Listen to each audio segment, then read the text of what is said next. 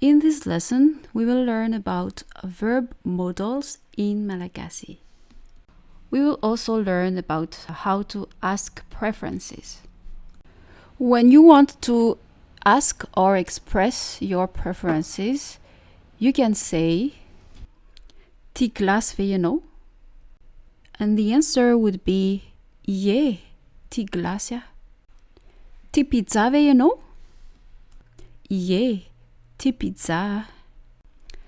"Ti trondro wil je nou?"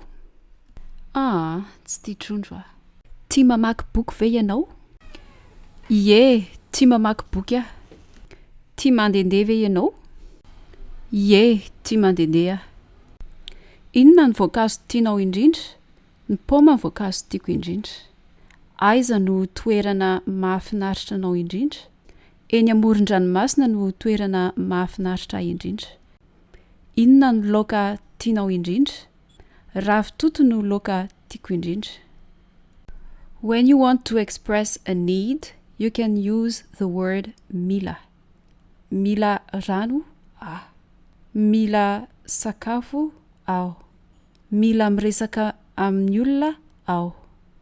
Mila maka visa? Mila vola ve ianao? Tsy mila vola. Mila makany amin'ny banky ve ianao? Ie, mila makany amin'ny banky aho. Another way to express your want or your need is using the word te. Te handehandeha aho. Te hatory aho. Te hisakafo aho.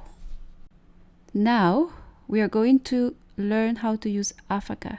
Afaka means being able to. Afaka miditra ve aho?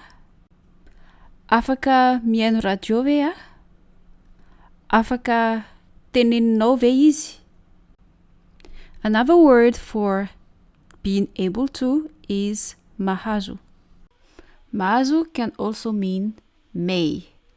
Mahazo mivoaka ve aho? Mahazo maka rano ve aho? Let's talk about tsy maintsy.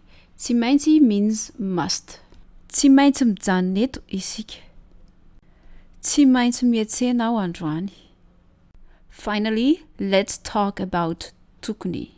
Notice that tokony always goes with the future form of the verb. Example, tokony hakany amin'ny banky aho. Tokony hanao aro vava orona ianao.